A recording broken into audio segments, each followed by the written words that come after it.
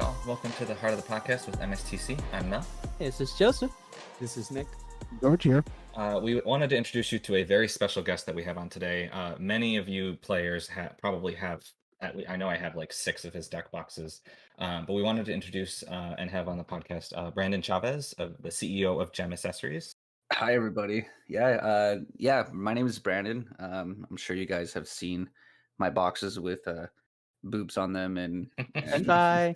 yeah, that's probably what I'm most famous for, both fortunately and unfortunately. But yeah, thanks for having me on, guys. I really do appreciate it. It's been a little while since I've been able to speak openly to my fans and to those that probably aren't my fans. So yeah, very cool. Brandon, I'm actually a huge fan of yours. And one of the, I would say OG, because I was one of the Kickstarter backers because I loved the style of your deck boxes then. And I have, I think, 6 of your deck boxes. So I'm a huge fan. I'm very excited to have you on. We did have a couple questions that we wanted to start with. I don't know, George, Nick, Joseph, did y'all want to start with a question? Yeah. I want to just start out with just introducing yourself. Just give us a little more background as to who you are, Brandon. Oh, Jesus. Well, no one's Loaded really asked question, me that I know. before. Yeah. Yeah, no one's asked me that before. I wonder how far back I should go. So I've been playing card games. Yeah. It was 1993. So yeah, I've been playing card games. Well, actually, probably around that time. When Yu-Gi-Oh first came out, me and my best friend, one of my best friends, I should say, we used to literally. It was like the outside cul-de-sac, almost like Ed and Eddie style. I'm sure you guys have seen that. Yeah, like that was literally my life. Were you the son of the shepherd? No, I wasn't the son of the shepherd. I was definitely the schemer Ed. That's for sure. I was the business guy. But yeah, we were introduced to this card game, and we would play on the street, no sleeves, first edition.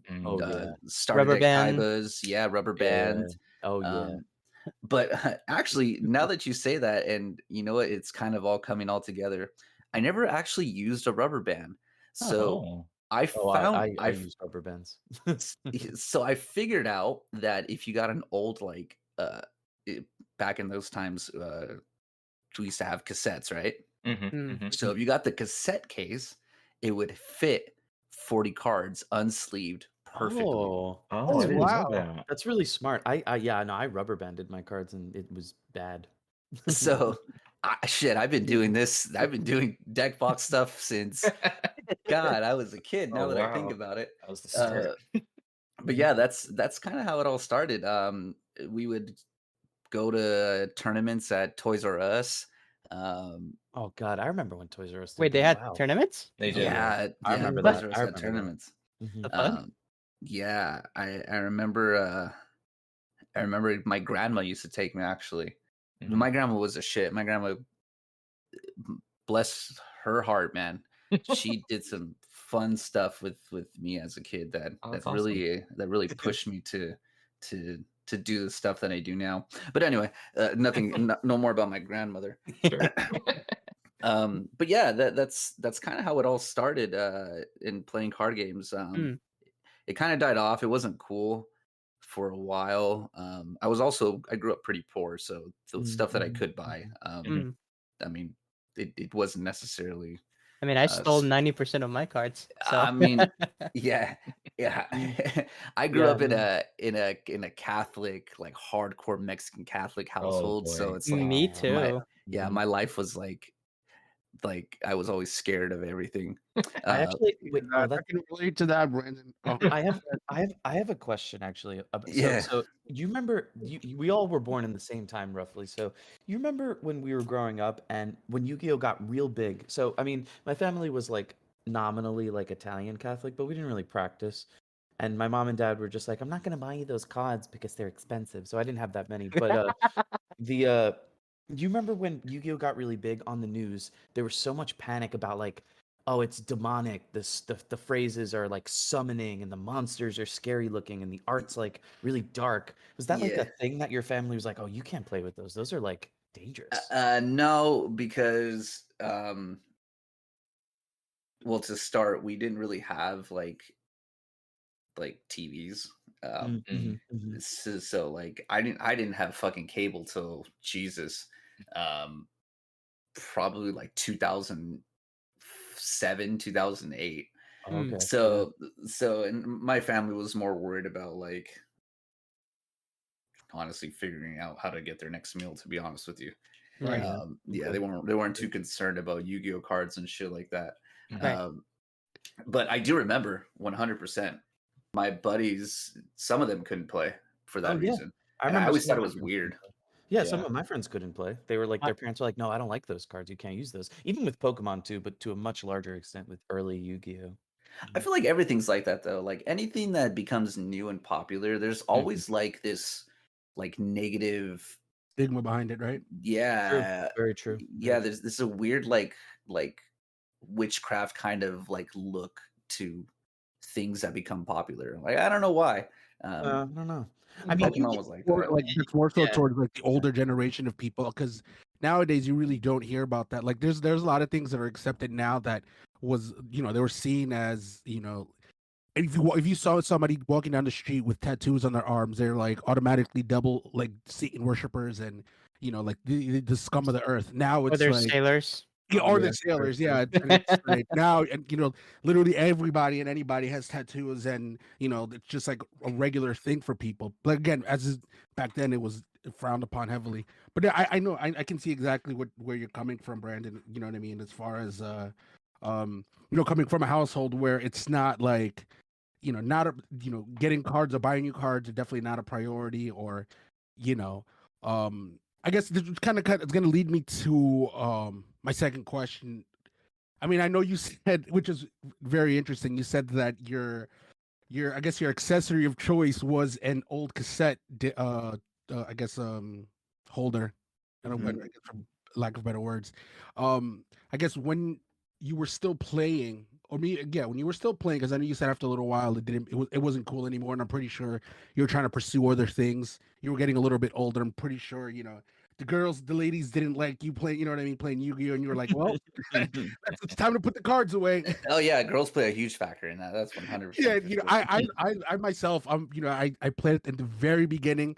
You know, Legend of Blue Eyes, all the way up until what I forgot what set the Elemental Heroes started to get printed, and then I was maybe like That's first Lost or second, Millennium.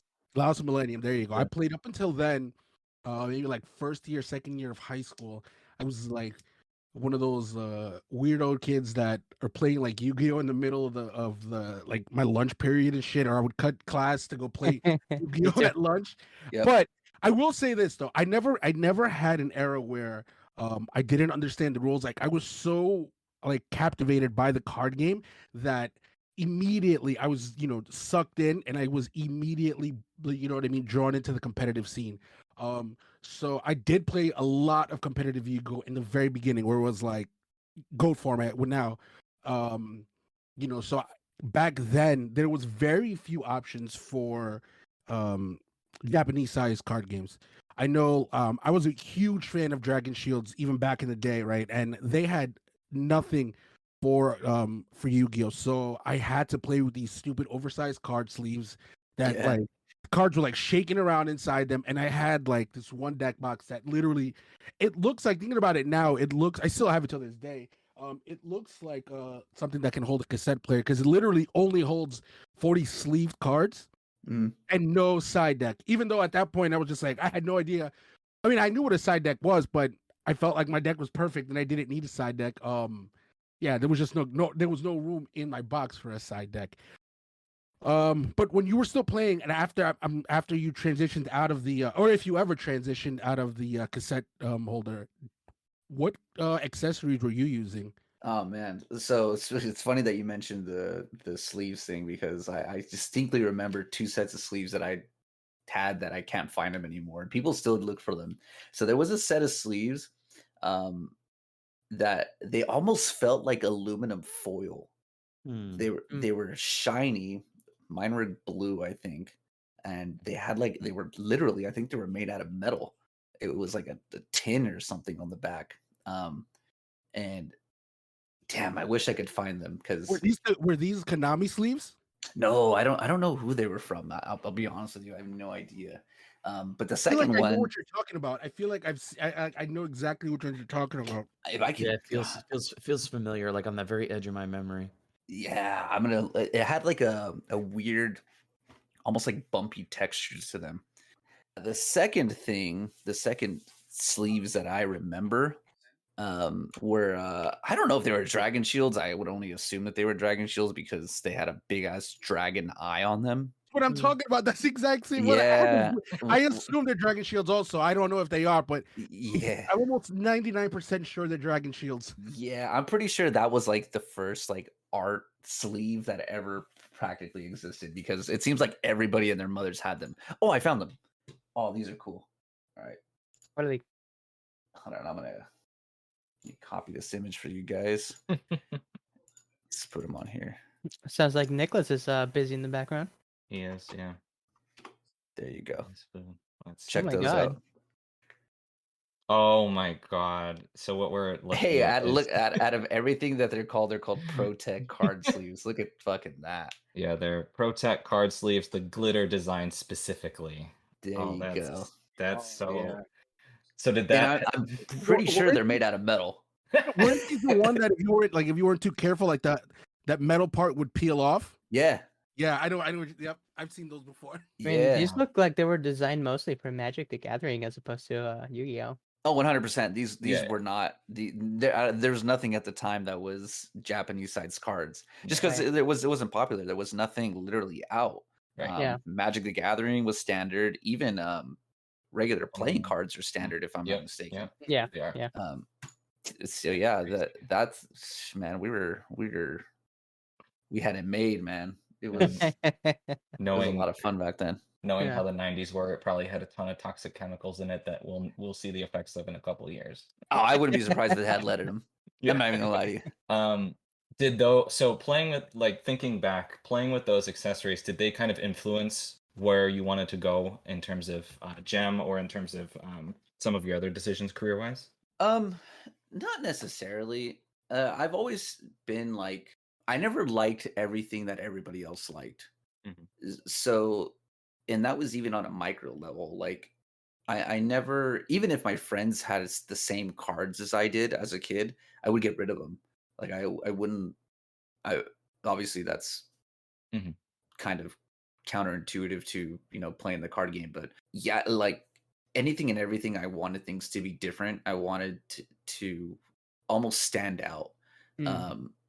And I kind of use that in almost every aspect in my life. I practice martial arts.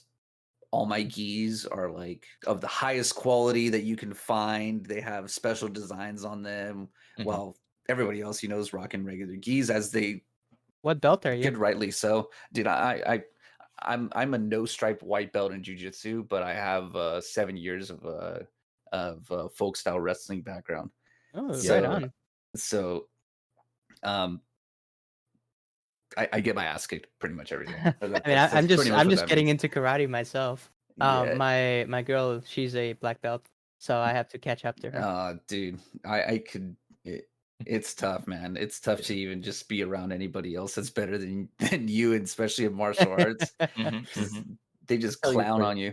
I can tell you play trading card games. Oh yeah, definitely. But yeah, that's kind of how the influence kind of drove me into making my own accessories. To be honest with you, I got bored of the mundane. I got bored of the same things that were out there. When I started the brand, now a good friend of mine, Japchi Kalza, him and the team that he had, they were doing playmats, and although I highly respect the brand, I respect that man with so much. It was just boring to me. It was the same design over and over and over. I think the only design that they had to come out differently is when his wife Megan would make something. She would make like a dragon one, or that's Mr. Kalza, right? You're right, yeah, Japchi. Yeah. She would make maybe like a seasonal one. I remember her making like autumn and spring and stuff like that. But for the most part, though, it was the original Spellground print. That was literally all that was available. And you know, if you wanted one, I mean, you were going to pay a pretty penny for it. Yep. And that was even if you could find one that someone would get rid of. Right. So yeah, that's essentially why it started. I really just got bored of the market. I got bored of what was out there, and I was like, I kind of want to make something for myself. I never had the plan to make this a business. This, yeah, this was all a hobby that kind of evolved into what it was or what it is now. Did you feel like there was an initial demand for it, or was there like a slow and steady increase for this market? Because you were on tapping into something that wasn't really there. So I recognize there was an initial demand for it, yes, but it wasn't anything like I said that I was trying to take advantage of because it was a demand thing. The demand kind of came as I created. So I came out with that the first like really like successful mat that I did was the Senjo design, which is almost like on a yellow fabric with blue ink on it, and it has like Japanese themes to it. That was like the first real like product that I made that was legitly for everybody. But though that everybody was like 100 pieces, that's all I could really make at the time. It's all I could really afford. Right. That's a lot. That's a lot though. Like 100, and then you sell them. That's a lot. That's a lot of stuff for one person. You know what I mean? Right. Yeah. And that's when I realized that the demand was so high for them. I don't necessarily know if it was because the design was that amazing. I look back at my old stuff and I'm like, oh my God, I can't believe I made this. But people really enjoy it. So I'm not one to be like, yeah, that's the best. Like it was better than everybody else's out there. But yeah, I sold those first 200 or 100 pieces that I made within like 30 seconds of me putting them online. I mean, wow, that's incredible. It feels like that still happens nowadays. Yeah, it does, but in a different scale. I mean, now me and colleagues of mine, we're doing a couple thousand units in a couple days. So the scale is still there. There's still a huge demand for this stuff. But man, at the time, for somebody that's never really done anything in his life in terms of like a creative path, it was pretty. It was almost surreal. It was almost like, is this really happening? Like there has to be a glitch. I remember me and my wife. She wasn't really on board with me doing this, but that's another topic. Yeah, but yeah, I remember my wife. She's like, "There's no way you sold 100 of those things or 200, however many I made at the time. It's been so long. We'll just say 100." Yeah. And I'm like, I don't know. Like, help me go through the orders. Let's check the people's addresses and make sure like somebody didn't get glitched out and like we just charge someone 100 of them. And yeah, sure enough, man, everybody was in a unique order.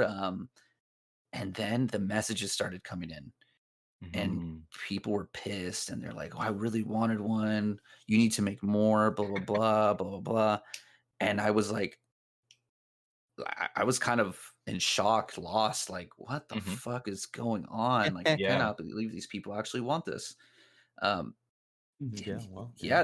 how Gem kind of became what it was. It was never really, like I said, I never intended this to be a business.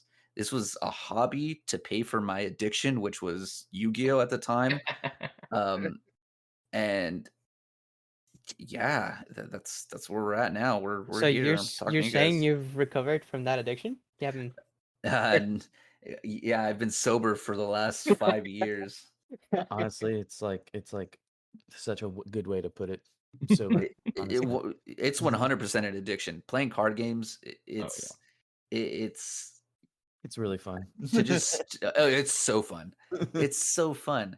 But man, when you really think about it, like I'm paying this much for a piece of cardboard with ink on it that Yeah, only a handful of people in this entire world value. Yes, I am. Yeah. I am gonna buy it. Well, it's like the market kind of really. Yu-Gi-Oh cards are always expensive, but they got really expensive after all those stimulus checks, and they never went back down. They really never went back down. No, not at all. And it's just been crazy ever since. Now, so Brendan, here's the real question. The real question is, when are you going to produce hero merch, and how much of my money do you want? Oh my god. Like because if you just like produce anything hero related, I just like any sum of money I'd probably give you. So we're gonna go back to me being unique, right? Yes. There's another competitive brand that I have bad blood with. Oh no. That has made hero stuff, so I refuse to do it. No. That's fair though. Honestly, I respect it from a business perspective. You're like, you know what? No, I'm just gonna do. All right. Yeah, I think that was one thing that I noticed when looking through a lot of your stuff when I was originally like doing the Kickstarter, when you were on the Kickstarter, or some of your other stuff. I was like, there's none of these things exist on the market now. So like, I'm a huge Godzilla fan, and when I saw they were like the Godzilla front, I was like, oh, this is really cool. And then you open it up, and I'm like, I've never seen the inside of a deck box have even art alone, but such incredible art. It was just, I was like, there's nothing like this on the market. That deck box is awesome. Speaking of design on the deck boxes, by the way, Brandon, how does it feel knowing that you've disqualified quite a few people from tournaments? I've warned them. I've warned everybody. Just so you know, Konami's not gonna like this. They're gonna be upset. You know what? I really didn't think about it at the time, and I'm gonna spill some tea. Oh yeah, that a lot of people. Let's go. I mean, not too many people know what happened. So I first came out with the Senpai box, right? And honestly, the Senpai line was just because I was like, I think that would be pretty fucking funny to have like an anime girl. Like I never thought. Honestly, I swear to God, on everything that I do not expect success. There's nothing that I've done where I'm like, hell yeah, this is gonna be like the best. Everybody's gonna want this. I literally just do stuff on a whim, and I'm like, if they like it, they like it. If they don't like it, whatever. Right. But anyway, going back to the Senpai thing. So I had released the box, people had them, and then a really, really high up Konami judge had posted on his Facebook or his Twitter or something, essentially talking shit. Oh wow! Oh my god! Yeah, saying things like, "I can't wait to ban everybody using those gem deck boxes" or something like that. I have the screenshots from years ago, right? And I'm just like why? As somebody that's supposed to be impartial, yes, exactly. Like, come on, dude, you don't have to say all that. No. So. Yeah. Wow. So, a lot of people don't know that I've done a lot of work with Konami. I helped produce all their UDS mats after season 1. Oh, wow. Oh, I didn't know that. Incredible. That's awesome. Yeah. It's been a while now, so I can finally talk about it. Because they. Oh yeah. I don't know why that they're so like secretive on who does what for their stuff. They are secretive about like everything. I never understood that. I was excited. I was like, oh yeah, dude, I love helping you guys. I think I'd posted one time like, hey, be sure to check out the new UDS mats. I helped produce them, blah blah blah. And they probably made you like, they probably were like, hey, like take that down. Oh yeah, I got messages from like everybody, from Julia to Franklin, who was working there at the time. I was like, oh, my bad, like sorry. Yeah, it's like they do that too with people who produce the art for the cards, because sometimes like you look at the card art and you're like, this is really neat. I would love to like know who this person is, maybe give them some money for like art, like about stuff, like just buy their art. And you can't do it. They don't tell you who it is. I don't understand that. I never understood why Magic does it. Magic is amazing with it. Yeah, Magic is amazing about giving credit, and it's frustrating because some of the art on Yu-Gi-Oh cards is like really nice. Honestly, like it's so much nicer than it used to be back in the day, where it would just be like some AI generated blob with like an eyeball. Now it's like some of it's really nice, and you maybe want to give that person like some money and be like, hey, maybe I'll commission this art, I'll give you X amount of dollars. And it's just they're not allowed to say that they worked on cards. Yeah, I would 100% do that. I do that now, because obviously Magic has a very open policy when it comes to who their artists are and stuff like that. Mhm. So I'll go to Magic events and I'll go down like what is it, artist row or something like that. I don't know what it's Mhm. called. Oh And yeah. I'll tell them like, hey guys, my name's Brandon. I run this small company. Blah blah blah. I'd love to commission you for some work. And they're like, yeah, great, great. And I'll get business cards from them. That's usually how I get artists. Mhm.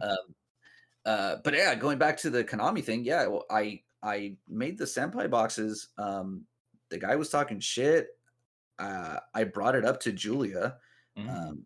and I was like, dude, like these are your people. Right. Like I don't know what's going on, but you know, we need to squash this shit. I don't want your guys talking about my stuff if I can't talk about your guys' stuff. You know what I mean? Right. Right. Right. And yeah, it some tea that I won't go into further details on it, but Mhm. Yeah. you know, words were shared. Mhm. Uh, A we'll leave it Harlem at that. podcast We'll leave it at that. exclusive. I Yeah, Yeah, we'll leave first it at quote. that. I don't want to get people in trouble. I don't want to I start dropping my names and stuff like that. my first good quality deck box when I got back into the game. I thought I was just purchasing a green deck box off of eBay, and um, it had after I got it, it had a Wii design on it, You and guys, you guys and when better I keep opened it, it was like I wasn't against it. I mean, I love it. It's still one of my it's favorite. great.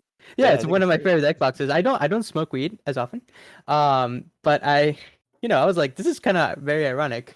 But I can't bring it out to locals. But No, I mean, you could definitely bring it to locals, but if you bring it to like a regional, yeah, someone might tell you that you can't have it. yeah. What's funny though is that I'll go to events Mhm. and they're everywhere. Oh yeah. Oh yeah. They're everywhere. I've been to UDSs at the time. I've been to YCSs Mhm. recently, and they're just everywhere.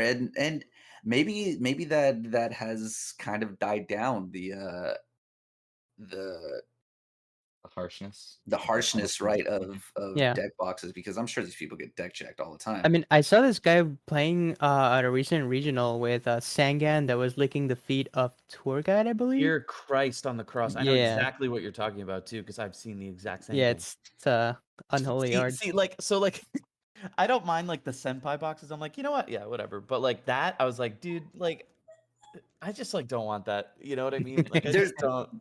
there's a very, very fine line between Yeah.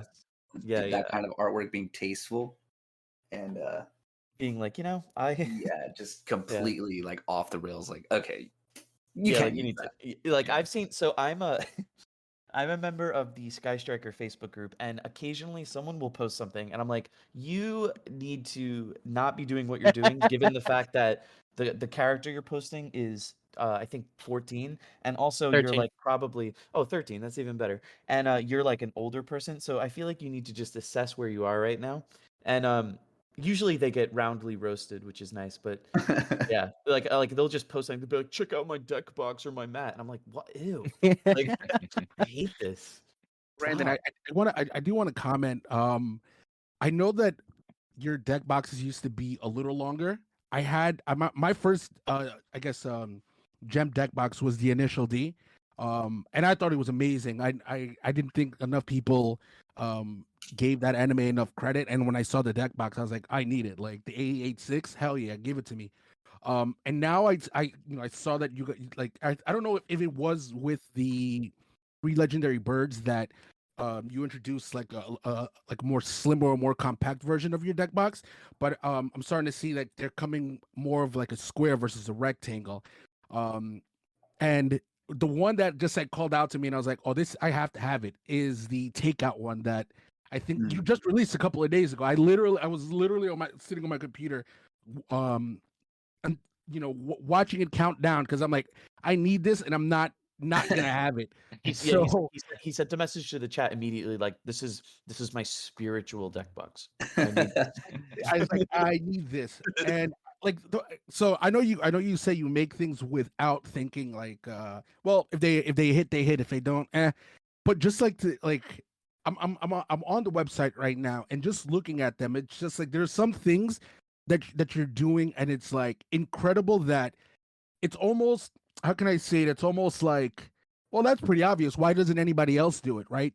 But nobody else is doing it, and you are. And I think that's what makes your deck boxes so popular. Like I'm looking at the I'm looking at the scapegoat. I saw the scapegoat one a couple of days ago, and I'm mad that I didn't buy it because I think I saw somewhere that you're planning to release all 4 of them, right? Yeah. Yeah. So again, one of those things that it's like something so simple and so iconic, like the scapegoat, and you're making it into a deck box with some cool art on the inside, and now people, that are familiar with scapegoat, they're gonna want all 4 of them, right? You're not gonna not get one and not, you know what I mean, not have one and not all 4. Why wouldn't you? You gotta have all 4. Yeah, you have to have all 4. Now it's like I wanna collect the the other 3 and then possibly come to you for the first one, the orange one.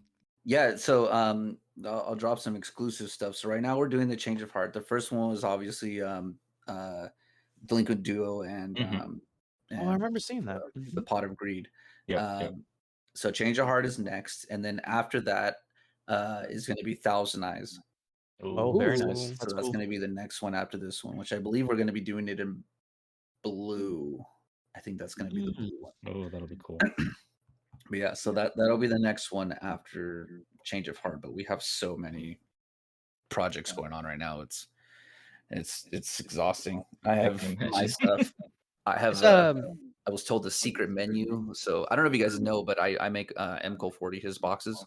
Oh no, I didn't know that. Oh, I didn't know that. Yeah, so that's the secret menu of Gem. The undercover stuff that people really do. I never post about them. Right. Once in a while I'll say, hey, they're available, but then they're gone almost immediately. Wow, right. Yeah, that's awesome. I was gonna ask you, Brandon, how do you feel? You have a loyal fan base, right? But how do you feel about people buying your deck boxes only to resell them on eBay? Because some of them sell out almost immediately, if not all of them. Like I know now you only have 42 at the time of this recording. You only have 42 of the takeout deck boxes, and once they're gone, they're gone. And then you'll turn around, you'll see them on eBay for 2-3 times the amount that they paid for them. Like are you flattered by that, or is it kind of like a slap in the face to you to have somebody just buy it just to resell it for profit?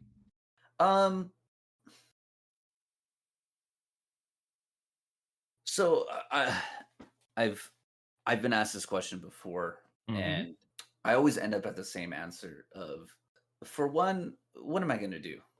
Yeah. Right. I mean, I can't stop people from flipping things. People have been doing that for everything since everything has even existed. Does it bother me, like monetarily wise? No. Like everybody can make their own hustle and make their own money, however the hell they want to do it. I don't care. They're not taking anything from me. Right. But what they are doing is they're taking away from people that actually want the stuff, or people that may have not known about it until it was too late. You know what I mean? Right. But then again, you can always argue at the same time, well, nothing is around forever. Right. I'm a watch collector. I like nice watches. If you can't get your hands on a Rolex, for example, not necessarily because people are flipping them, but because numbers are relatively low, the only ones that are going to be available from those that don't necessarily want them are going to be very low numbers, unfortunately, especially if the product that's being made is in low quantity. And I appreciate that there's a market. I appreciate that there's people out there that value the designs enough, that value the brand enough, where they're willing to spend that kind of money for the deck boxes. I don't artificially keep numbers low. If anything, I've probably tripled the amount of units that I've made since when I first started this. I've expanded my warehouse. I've come up with. I designed an app from scratch. I've built a website to specifically fight against scalpers and bots. After that, it is what it is. Right. I can't stop these people. If anything, I somewhat appreciate them because if it had not be for them, there would be no value in the brand. There Right. would be no I would be an ultra pro. Mm-hmm. And and not that there's anything wrong with that, but it's not what I wanted my brand to be. I wanted my brand to be something that you felt when you had it in your hand, like I have something. I have something worth what I paid for it. Right. It goes with your motto, which I mean, whenever I hold a deck box made by you, I definitely feel like it's one of the best deck boxes I have. I It's very appreciate that. sturdy, and your motto is it's to become the best. We need to create the best, and I definitely do feel like every product I've come across that's from you, I've never heard any complaints about the quality. It's No, always this it's amazing. always the complaints that you really get from people Shipping. are, why the fuck does shipping take so long? Um, and why isn't there ever enough? Right. And to answer that question for anybody that's listening, shipping takes forever Yes. because um, a lot of the stuff that we produce is usually, I wouldn't say made to order because I Mhm. kind of have an idea of how many are going to be coming, Right. but I need to order them. There's a very small window. So here's how I do it. There's some trade secrets right here. Ooh. Hell yeah. So I order an X amount of units from the start. Mhm. And those take, we'll say, 6 months to produce, Mhm. which is quite a long time for one single project, but Right. nonetheless. So 6 months from design to arriving at the warehouse. Mhm. In between that time, I have roughly 30 days to 45 days where I can add on to that. Mhm. Oh, So okay. Mhm. so what I do is I put my initial however many online, and then I'm able to gauge how quickly things are going. And with that, within that time frame, I'm able then to add more into the purchasing allotment where my manufacturers can go and get more material if they need, Mm. or they can start producing from whatever excess material that they had. Right. And then that's essentially how it ends up. So that's why things take so long, because I'm really trying to keep up with the demand that everybody Wait, I have a wants me to question. keep up for. I Yeah. I have a question. Just this is always something I wondered. So you're like you presumably have like I don't know. Do you design like the art on the boxes, or do you like have people that design like the way it's gonna look? You do that, or do you have like people do that that like Uh, artists that you know? yeah, I definitely have artists. I don't do the artwork myself. I'll present like a very rough sketch of what I want it to look like. Mhm. I'll get source material and I'll say, okay, this is the kind of style I'm looking for. Yeah, yeah. Um, and then that's how a box is produced. So my question was this, right? So you have, let's say, like you're like, hey, this is what I have in mind, and then you have an artist like maybe go through a couple of renditions until you're like, this is feeling good. Who fabricates the boxes? Like, I guess my question is, how do you know where do you go to have materials fabricated and like because that I imagine that could also be international sometimes, I guess. Yeah, Like yeah. what? Yeah, like what do you So do? all this stuff is outside of the US. So there's no manufacturers in the US that make any type of card game accessories. Mhm. Um, Mm, that's from me to Ultimate Guard to Ultra Pro to Mhm. um, literally anybody here. Nobody manufactures their stuff here. Right. Everything is designed here, sent overseas, and then they create the stuff. Mm. Um, one, because it's cheap, so Right. the profit margins are, they're like, I'm not going to sugarcoat it. If it was made here, it'd be extremely expensive because Mhm. the material that is used to create this stuff, for example, will be made in Indonesia. Mhm. Mm. Mhm. So to get a truck um, from Indonesia, get the trailer, put it on a boat, ship it over here, it's extremely expensive. Right. yeah. Oh So yeah. why not just have it made in Indonesia, Yeah. Mhm. where not only is labor cheaper, but also the material is cheaper because it's there. Right. You know, they pay import taxes or anything like that. Secondly, shit, where was I going with this? Uh, I also edit out all the awkward moments, so don't sorry. hesitate. No, you're good. You're good. All right. Yeah, don't worry Damn about it! What were we talking about? We were Import, talking about import, your importing stuff. importing where you get Yeah. material. Yeah, so everything's made overseas. There's nothing Mhm. that's done here. The shitty part about that is you end up running into the same manufacturers that other people are using. Mhm. So the hard part in being in this industry is finding the manufacturers that you are not directly competing against. Luckily for me, I found that manufacturer where I'm not competing against the people that are at my level, making my scale of product. And what's nice about that is that those that take my product samples and they tell my manufacturers, my manufacturing circle, hey, can you make this for me? And then they laugh at them and they send me the images and their screenshots of like, hey, this guy's asking us to make your deck boxes. We just want to let you know. Oh, that actually happens? Like they Oh want yeah, to replicas of your 100%. stuff? Yeah, Wow. not too recently, actually, I had a guy. He had just messaged me. He had questions. And I never have a problem giving anybody like advice or anything like Mm. that. But he asked, what do you think about this? Blah blah blah. And I was like, oh yeah, actually, this happened a couple times. Mhm. But this more recent guy kind of took it a step further. Uh, and I was like, yeah, man, this is things. These are ways that you can go about doing it. You need X amount of money. You have to find a manufacturer, blah blah blah. This guy went to my manufacturer and said, "Hey, Brandon said that I can make these deck boxes. Oh. Oh Uh, boy. he sent me here. Can you make them for me?" And my direct contact, she had got that somebody in her department had sent that to her, like, "Hey, this guy, I'm pretty sure this is your client that this guy's trying to copy."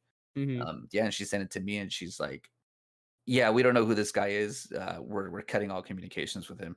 That's circling back. That's the problem when you reach outside of your local area to Mhm. make these things, is that Mhm. you run into issues like that Yeah. where you run into your competition. Right, right. I've certainly noticed with how are you saying the scarcity of your product sometimes. I've noticed some game shops or local game stores have been stocking up on them and have been giving them out for like a very reasonable price. And I've been loving that. Have you been partnering with local game stores? Yeah, I have 90, I think actually now I have over 100 game stores across the US Mm. that I sell directly to them. So the rule for that is obviously the stuff is hard to get. Right. There's no question about it. I'm not trying to like make it sound better than what it is. They're Mm. just hard to get. So I figured that, well, if I partner with game stores, it'll make it a little bit easier, but at the same time, I'll be able to get people into stores again. That was the idea of me doing this and working with the game stores. It was to help get people back into game stores to buy something. I love that. That's really Um, good. Amazing. so I know that things are more expensive online, so my game stores get X amount of percentage Mhm. of off from them purchasing, and then Right. on the back end, they can also sell 10% above whatever MSRP is. Hmm. So they still get an extra little boost on that profit margins if they see fit. I was extremely overjoyed.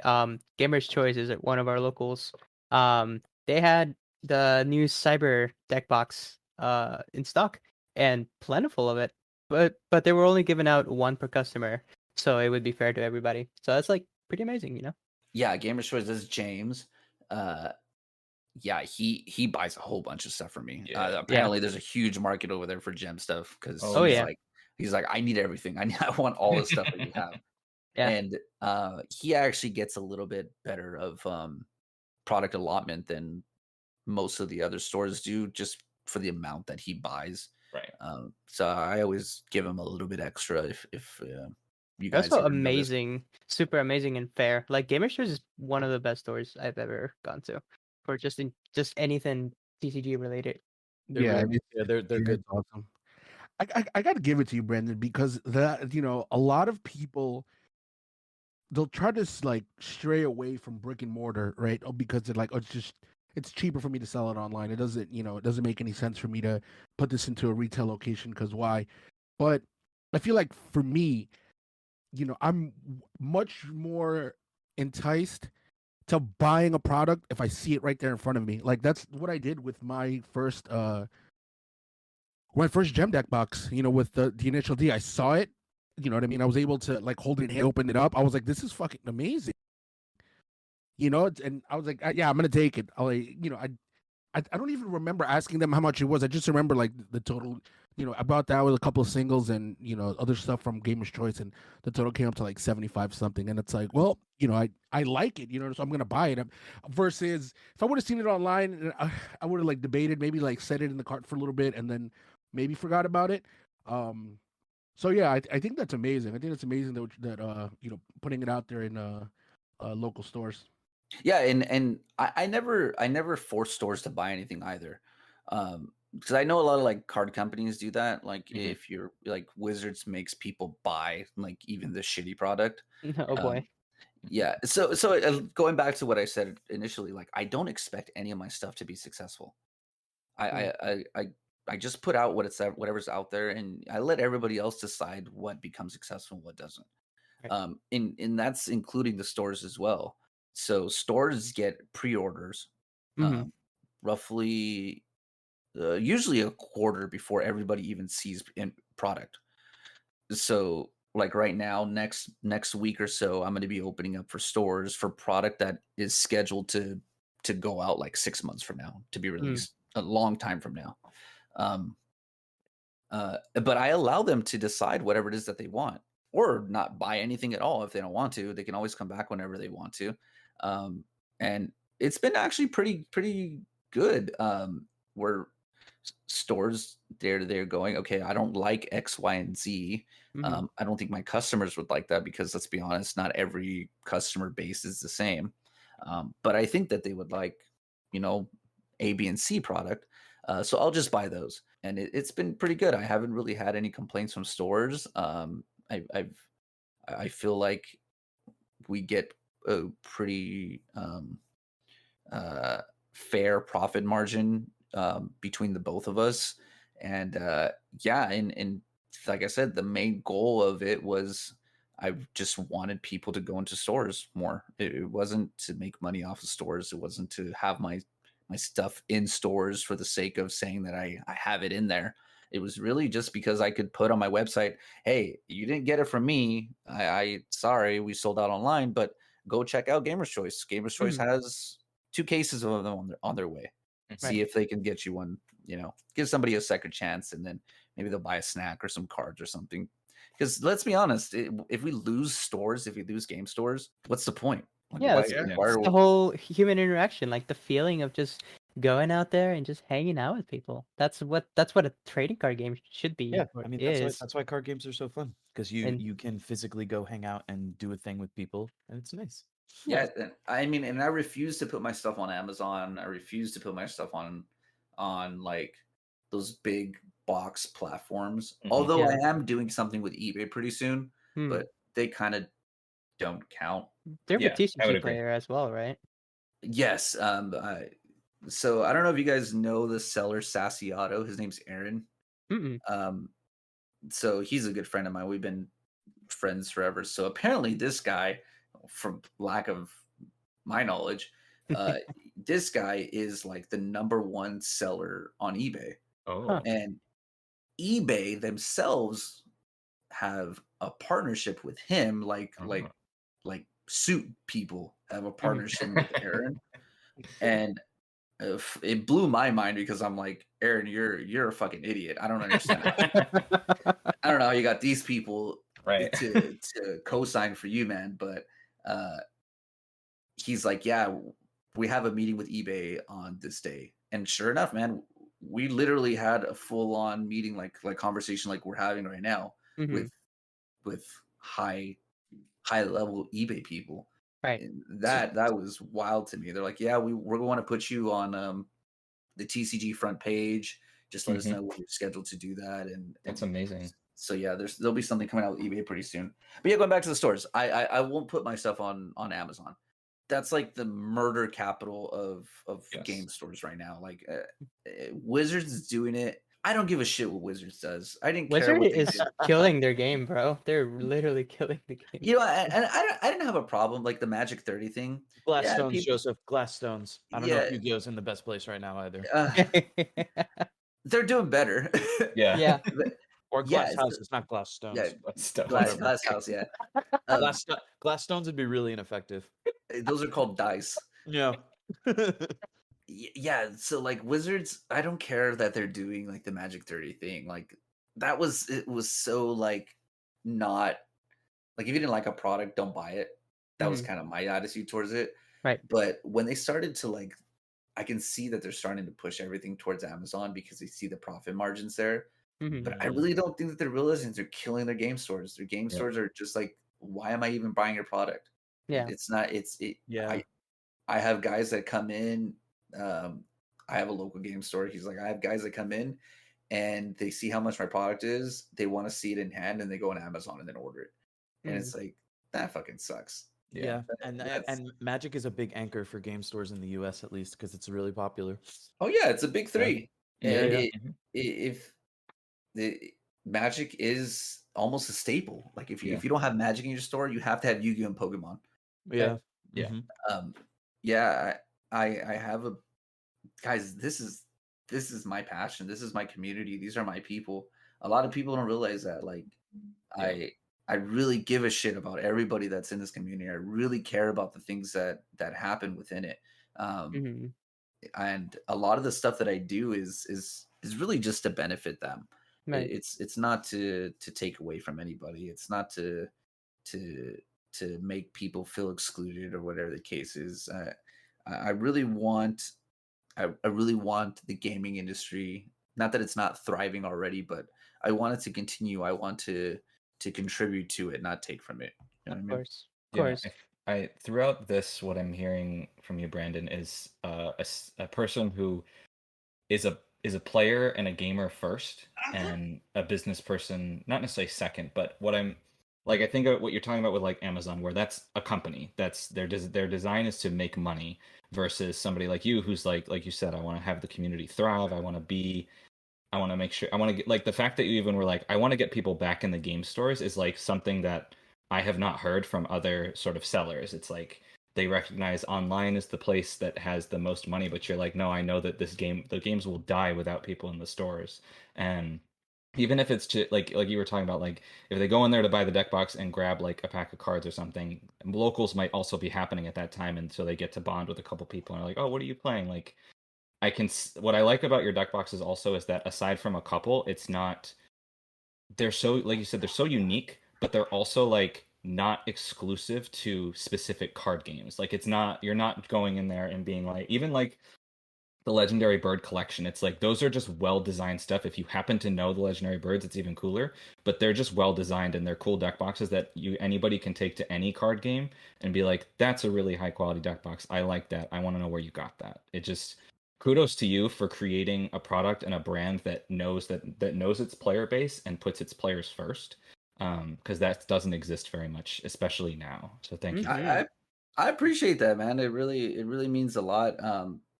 Like I said, I don't get to interact very much with people that are the players outside of my small group of friends that I have, mainly because I don't play anymore. I shouldn't say I don't play anymore. I'm in semi-retirement at the moment. You still have your cards?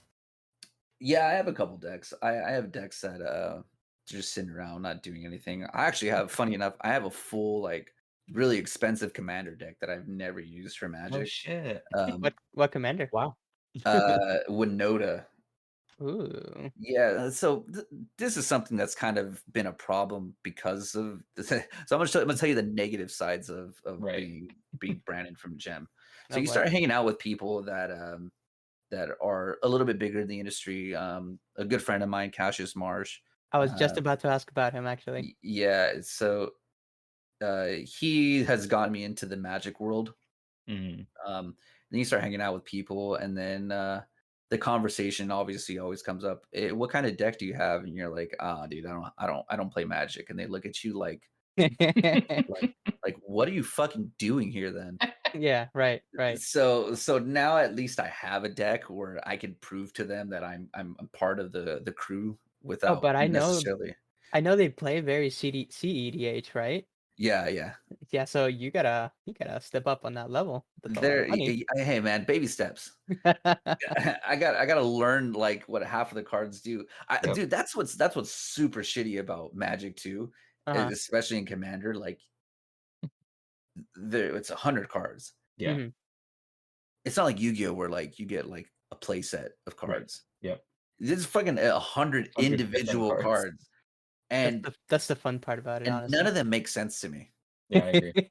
I don't know what any of them do. Like I know as much as tapping and attacking, and then that's pretty much it.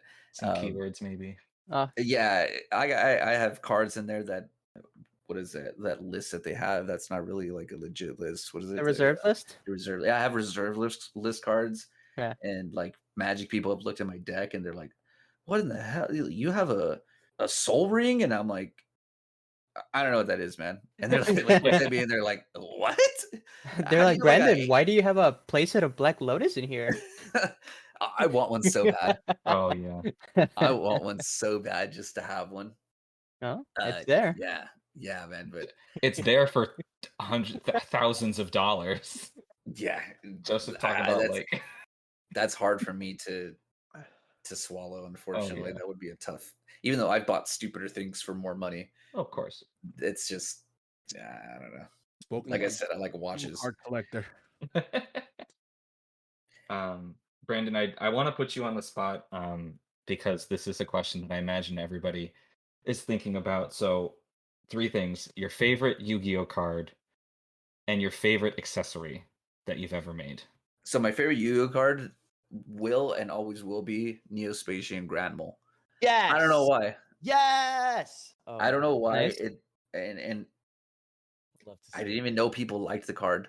You have Nick's undying support for the rest of his life. I could understand Glomas, but the mole, I don't know, man. Well, the mole is the only one that was ever good. Glomas is terrible. Okay, but like the design's cool. Yeah, actually, it is. I agree with you. So it was never. I never liked it. I mean, I didn't like it when it was good. Mm-hmm. I didn't even know it existed. I just happened to run into it. I loved the art. I don't know why. I thought it was so stupid.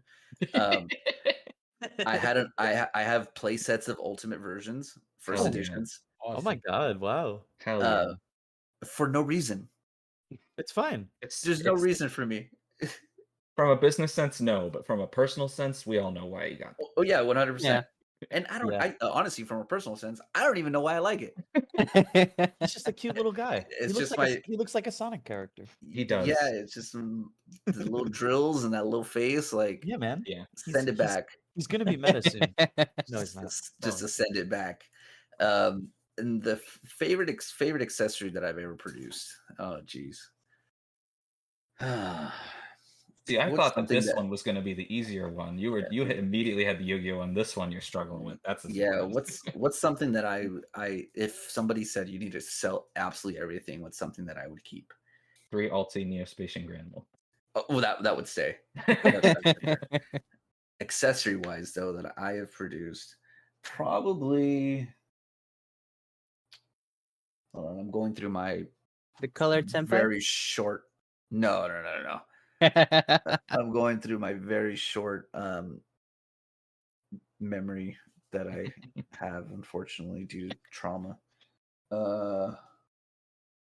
It would probably be my Star Wars mat that I made. Oh. I don't think I've seen that. It's a all black fabric, like as black of a fabric that I could find, and I put white ink on it. Oh. Yeah, it was one of my first like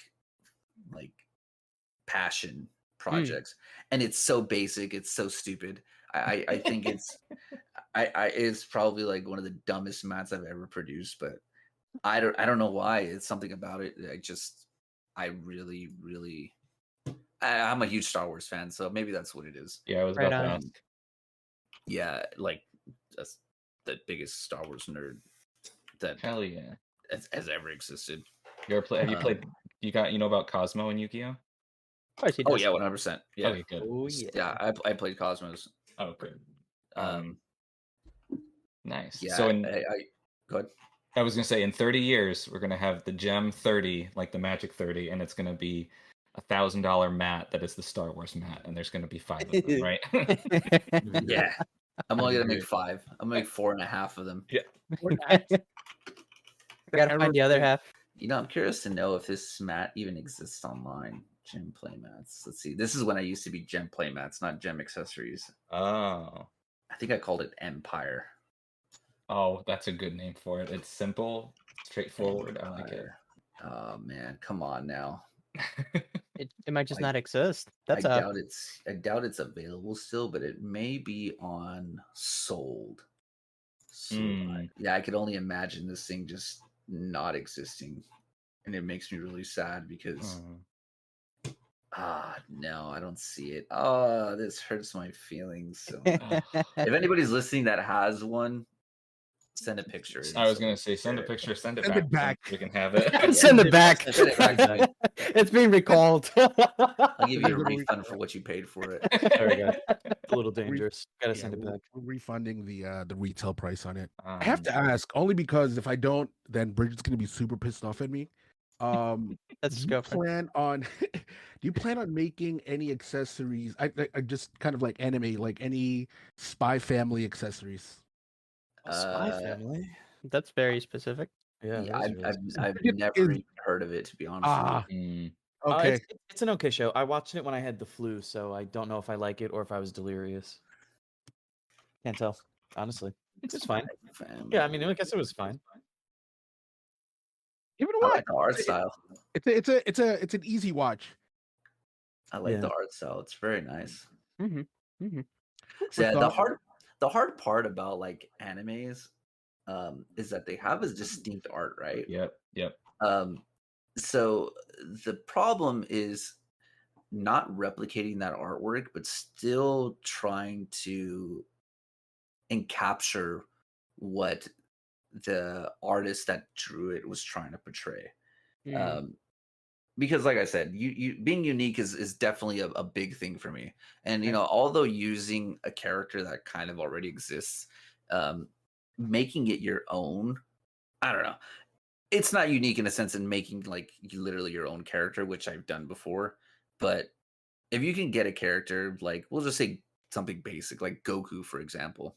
If you're able to get Goku, make him completely different, but still capture what the essence of what Goku is. I feel like that's you're far enough away from being like just a copycat, essentially. Right. And I think that's a problem that a lot of my competitors have that try and do the similar things that I do, where they see that I make product off of already existing characters, and they think that that's the success part. They think, oh, he's just using popular characters, when in reality, it's a popular character that I've made my own. Yes. That I've hired artists that I know their style and I know would fit well with that character. For example, Misa from Death Note. So have you guys seen that box? Yes, I have. Yeah. You know it's Misa. Yeah, of course. But it's not her. Right. That's where the success comes from. At least in my opinion, it's not a copy and paste. It's not anything that's just like bleh. So I love this art style. I'm looking at Spy Family right now. I love this art style. I think it's really cool. I love the teal kind of colorway that they like to go with a bright, that like deep red that they have. Yeah, you can make something really cool out of this. You can make because I think I have this teal leather with that that black bold font. You can do that in like a black foil. Now we're getting a sneak peek on what goes on in Yeah. the brain. It's interesting. Sneak peek. It's You heard it. interesting seeing the thought process. Yeah. Yeah. And I'm looking. So not necessarily like the art itself, because the art's very bland, very like muted. The colors, I should say. I would honestly just do it black and white on the inside. Mm-hmm. So instead of doing any other color, making the deck box be the color, and on the inside, completely black and white, gray tones. Yeah, maybe even like a sepia. Make it look like an old book. Ooh, I like that. That's just kind of like that, like that thought process. Like, so what? This is nuts. Yeah, that's literally how deck boxes come about. Here's an idea I could spitball at you, Brandon. You're more than welcome to laugh at it or just ignore it. This is an item that a lot of players use. I just want to know when it's coming out. Well, it's definitely not deodorant. So, yeah. You know what? If you started selling deodorant, I'm pretty sure like people at locals, the neckbeards at locals would definitely smell better. I just fucking might. I just might. The item is a Gemtech rubber band. When are we getting it? Just a rubber band? Taking you back to the 90s? With the logo and everything. Yeah, hell no. After hearing his origin story, I want the Gemtech cassette tape. Actually, you know what? I just might, guys. I just might. That'd be amazing. Awesome. I'd be down for it. And also, you should just like make a grand mole deck box. Honestly. Oh my god. Oh man, I want you so bad. Yeah, I don't think people like it enough than I do. Nah. There's enough hero players out there, man. Trust. Yeah, it's just you, Nick. It's not the Facebook group. The Facebook group for that archetype has 12,000 members, dude. Yeah, I bet. Jesus, it's massive for such a terrible Logan deck. Touch, man. You got your Midas at this point. You could literally print anything and people will buy it. No. I never think of it that way. Honestly, guys, I swear. No, that's good though. Staying humble is good though. Like Yeah, no, absolutely. I wish I had that touch. There's been plenty of products that have flopped that most people really don't know about. Yeah, but that's true. That's true with any business, I would imagine. Yeah, there's been a lot of things where I'm just like, yeah, that sucked. But it is what it is. It's like that sucked. It sold out in 4 minutes. You know what? I used to think like that. I used to think like, because man, things were just selling out so quickly. There was one time I had, oh geez, what box was it? I think it was a Senpai Halloween box. We did 1,000 of those units, I think. No, less than that. I think we only did 500 of them. Yeah, and those sold out in 2 minutes.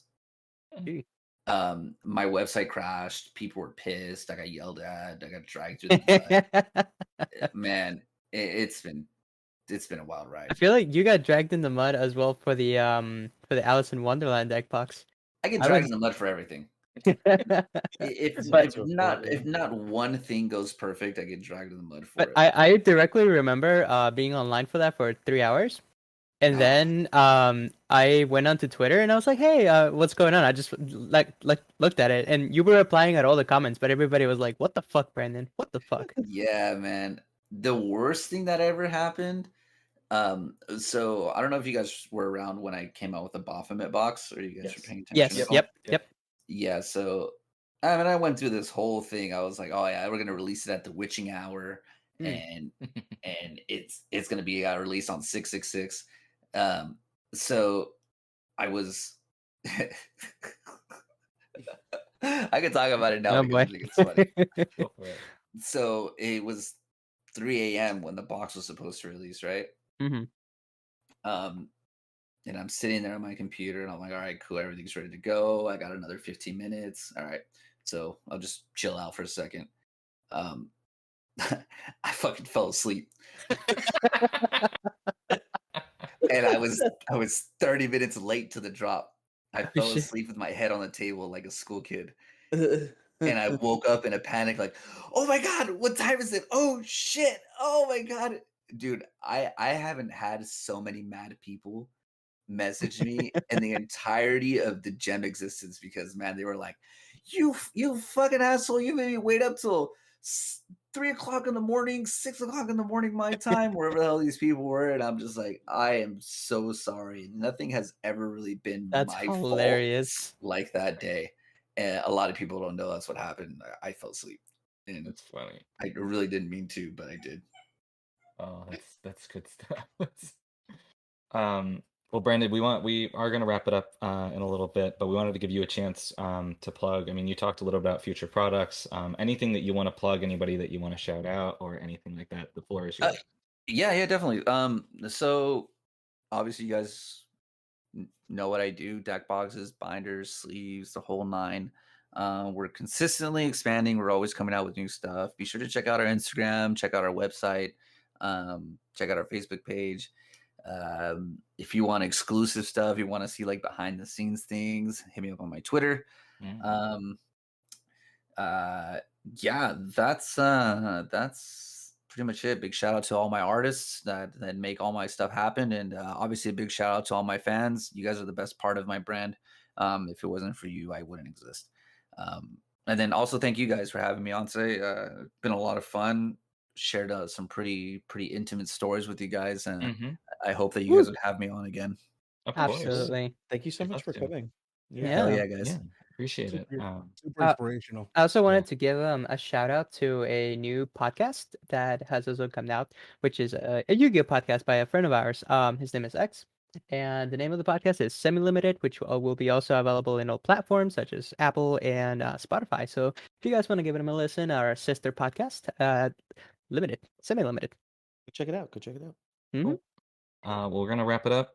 This has been Heart of the Podcast with our guest, Brandon Chavez from Gem Accessories. I'm Mel. This is Joseph. This is Nick. And George. We'll see you next time. Thanks.